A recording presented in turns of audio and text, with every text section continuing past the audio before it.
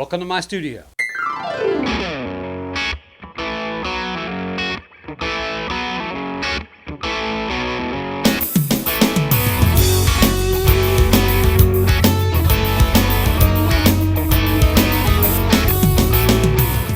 Hello friends, welcome to my studio, where we celebrate the makers of homegrown music.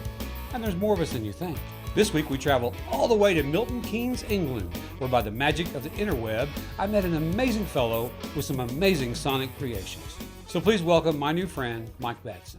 So yeah, I can come and join you on the floor of the cellar.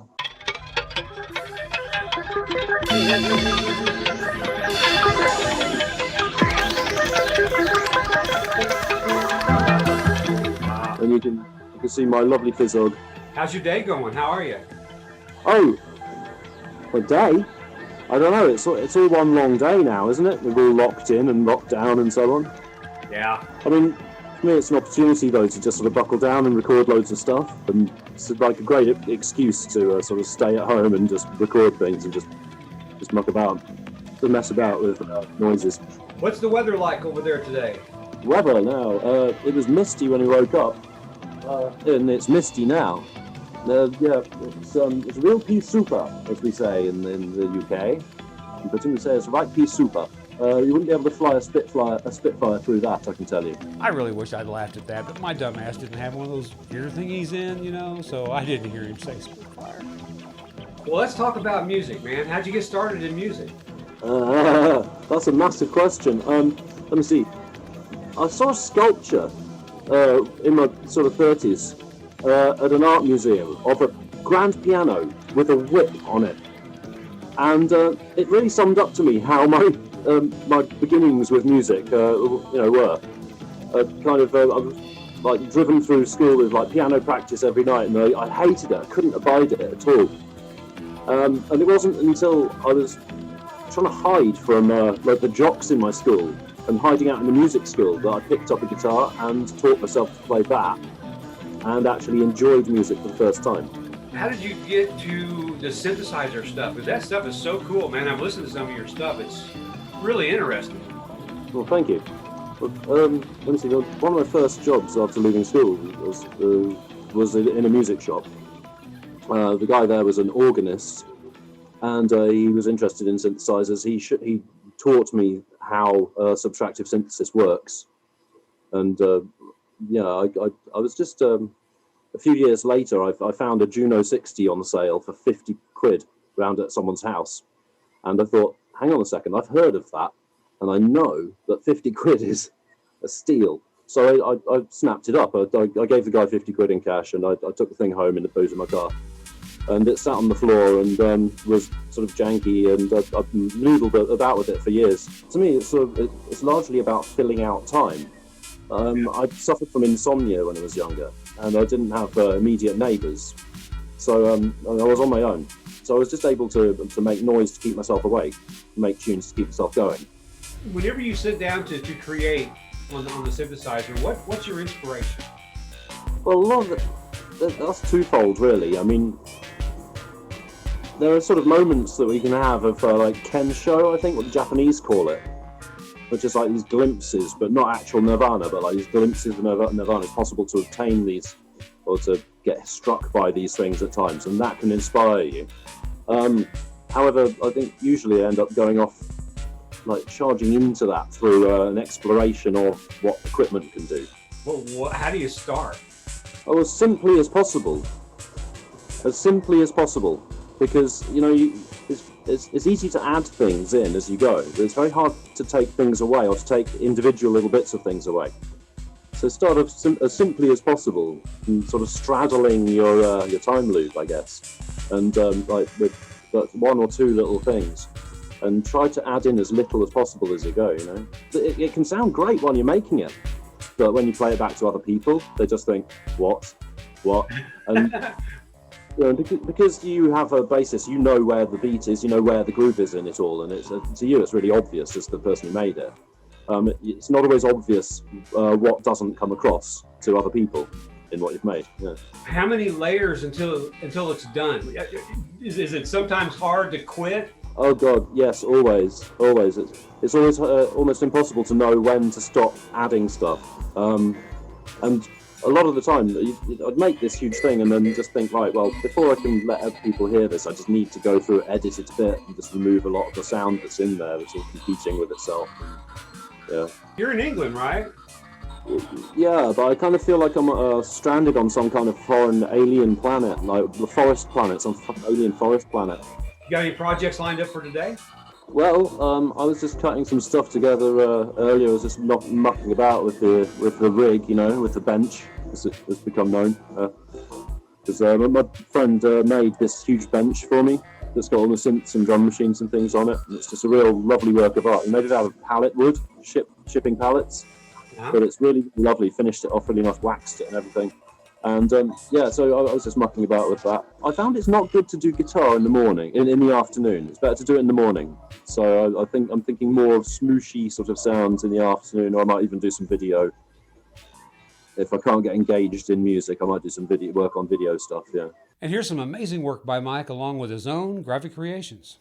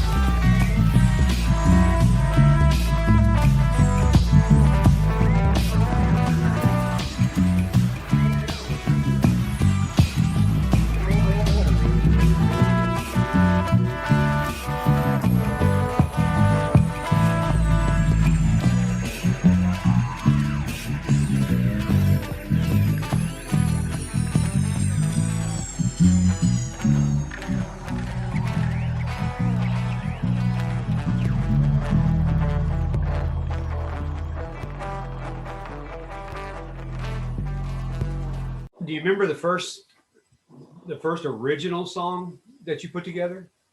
Oh God, let's have a look. I don't know. I mean, I used to sketch things out on acoustic guitar and stuff a little bit, yeah. And I think I used to use lyrics even back in the day, but they won't. They're not going to see the light of day. That stuff seems so complex. Is it hard to understand, hard to figure out? Not really. Not really. To be honest, I think the only thing that makes it complex is if you have an infinite canvas with computers and this sort of thing. If you use Ableton, say for example, then the world is your oyster. The whole internet is your oyster. You can use absolutely any sounds at all, and it's real easy to get lost and not have any sonic identity. You know.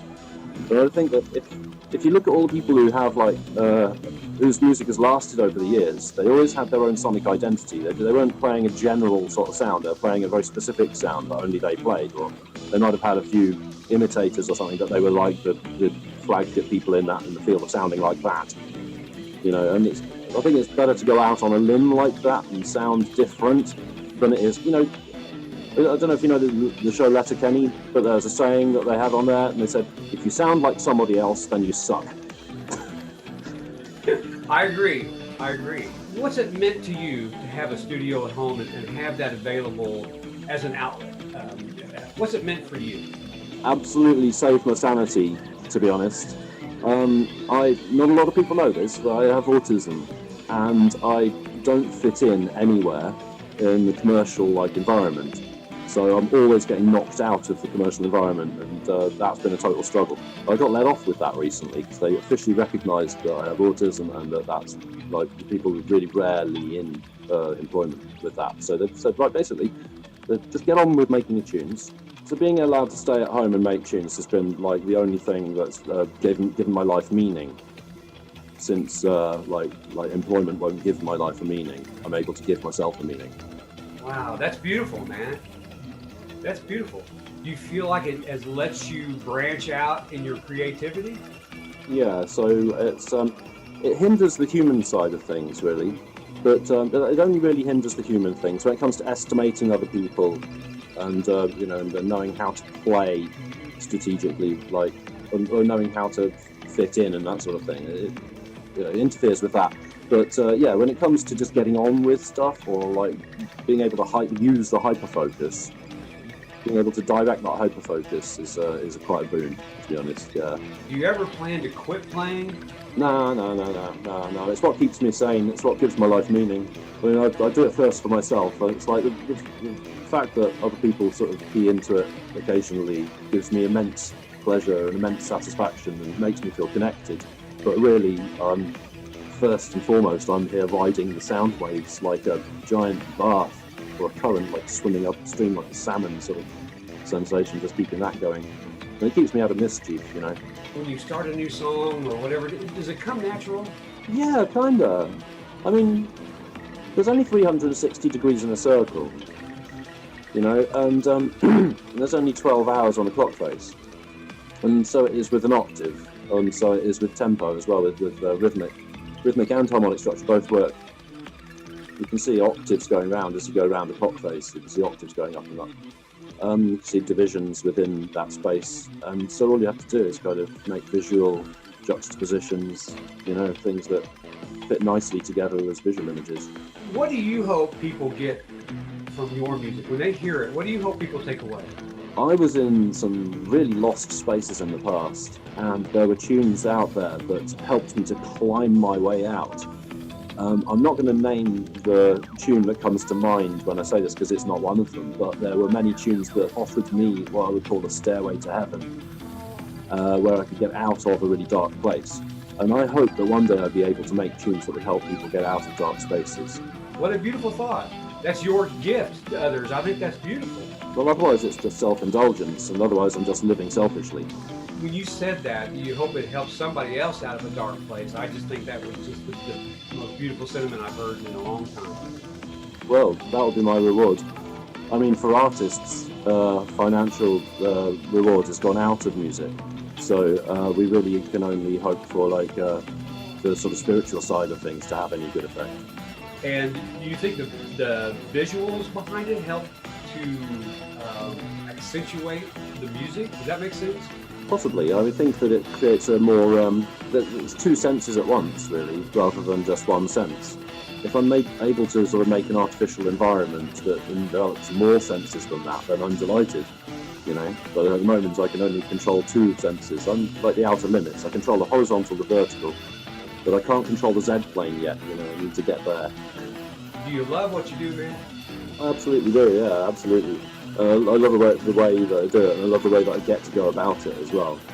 But I'm not like sort of Freddie Mercury. I wouldn't take it. I would want to take what I do onto some kind of stadium stage or something and have thousands of people. That would just be weird, you know.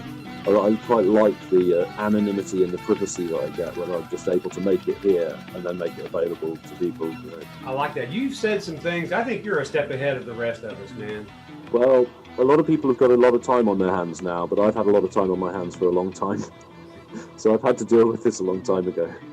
There came a time when I learnt that nobody was really going to listen to my tunes. Very, very few people were going to listen to the tunes that I'd made unless I made videos for them. And my initial reaction to that was, oh, God, do I have to learn to do that? But I just got into it and started to enjoy it, and now I love it. And we love it too, Mike. Unfortunately, Mike's phone died before I had a chance to say so, but I thank him so much for taking the time to be with us and showing us some of his amazing work. And here's one more from Mike Badson.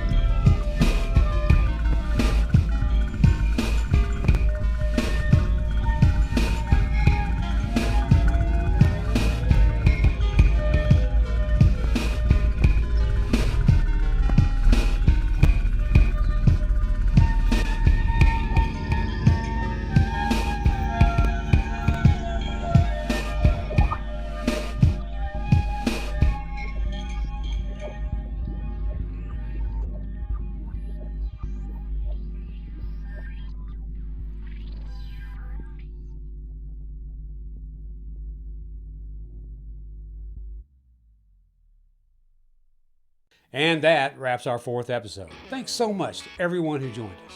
If you know someone with a home studio or a songwriter that would like to be on the show, have them email us here at wtms.fridays.8pm@gmail.com. Next week, we go to Missouri to hear the awesome music of Daryl Nelson, a veteran with some skills. Stay tuned. Until then, welcome to my studio.